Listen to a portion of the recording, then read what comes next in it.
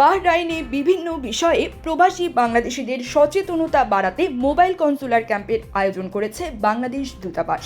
শুক্রবার দেশটির হিদ এলাকার একটি কমিউনিটি সেন্টারে অনুষ্ঠিত এই ক্যাম্পে অংশ নেন বাহরাইনের বিভিন্ন সরকারি সংস্থা ও আন্তর্জাতিক প্রতিষ্ঠানের প্রতিনিধিরা।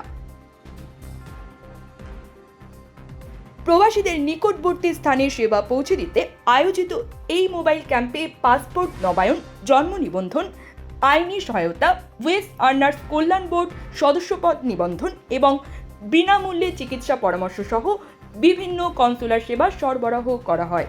এছাড়াও প্রবাসীদের মাঝে বাহরাইনে প্রচলিত আইন, ট্রাফিক বিধি, ভিসা সংশোধন প্রক্রিয়া, শ্রমিকদের অধিকার এবং স্বাস্থ্য বিষয়ক সচেতনতা বৃদ্ধির লক্ষ্যে তথ্য ও পরামর্শ প্রদান করেন সংশ্লিষ্ট কর্মকর্তারা। ক্যাম্পে উপস্থিত থেকে প্রবাসীদের সমস্যার কথা শোনেন ও তাৎক্ষণিক সমাধানের চেষ্টা করেন বাহরাইনে নিযুক্ত বাংলাদেশের রাষ্ট্রদূত মোহাম্মদ রইস হাসান সরওয়ার। তিনি বলেন, প্রবাসীদের সেবায় দূতাবাস সর্বদা আন্তরিকভাবে কাজ করছে, সচেতনতায় প্রবাস জীবনকে নিরাপদ করতে পারে।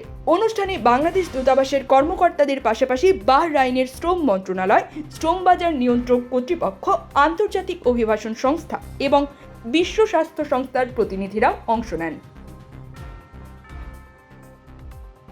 দূতাবাস সূত্রে জানা গেছে, এই মোবাইল ক্যাম্পের সেবাগুলো বিশেষভাবে হিদ, গালালি, আরাদ সহ আশপাশের এলাকার প্রবাসীদের জন্য সহজলভ্য করে তোলা হয়। এতে বাংলাদেশি কমিউনিটির সদস্যরা অংশ নেন এবং সেবা গ্রহণ করেন।